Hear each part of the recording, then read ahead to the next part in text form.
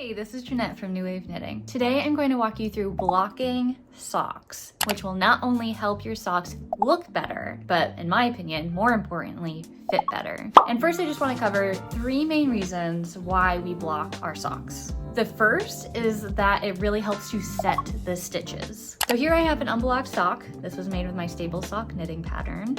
And you might notice that it's just looking a little funky. The heel is looking like a little bit square here. And if you make the toes like go straight, it's just very trapezoidal almost. You might also notice that in some places throughout your sock, your tension might be a little bit more loose or a little more tight.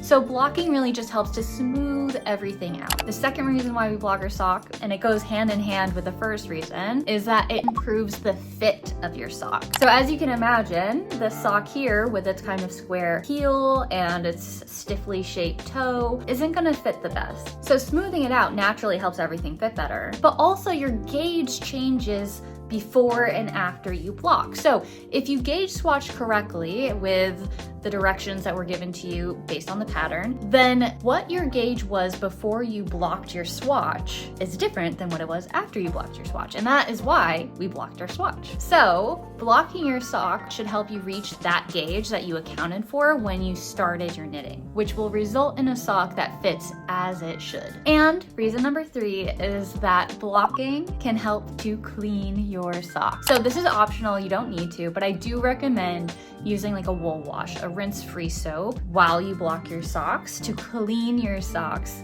during the blocking process. This is important just because as you're knitting, your whip goes many places. It might be stuffed in the couch, it might be dropped on the floor, but also our hands also have lots of bacteria and all that while we're knitting it up. Your whip is just kind of dirty. So we can use this as an opportunity to clean our socks so that we are ready and excited to wear them when they are finished blocking. All right, and now that we know why we are blocking our socks, let's dive into it. To block your socks, place your socks in a clean basin or bowl filled with cool water. Adding a little soap is optional. Gently squeeze your socks when you first put it into the water to help the water saturate. Then let your sock soak for about 15 minutes. Once your sock has thoroughly soaked, gently squeeze some excess water out. You don't want to twist or wring the sock, just gently press to wring out extra water. To remove even more excess water and to speed up the drying process, I recommend getting out a hand towel and laying your socks flat to dry along like one side of it. And then roll the hand towel. You don't want to have your knits rolled within the hand towel. You kind of want to create a Swiss roll. So roll the hand towel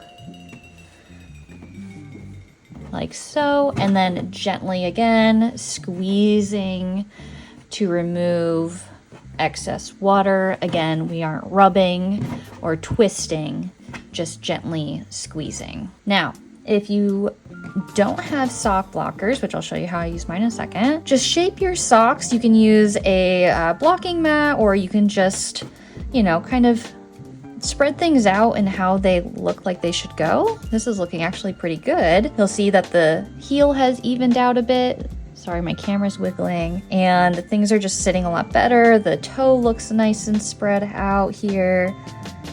And once you get it in a shape that looks good, you're going to let it lay flat to dry.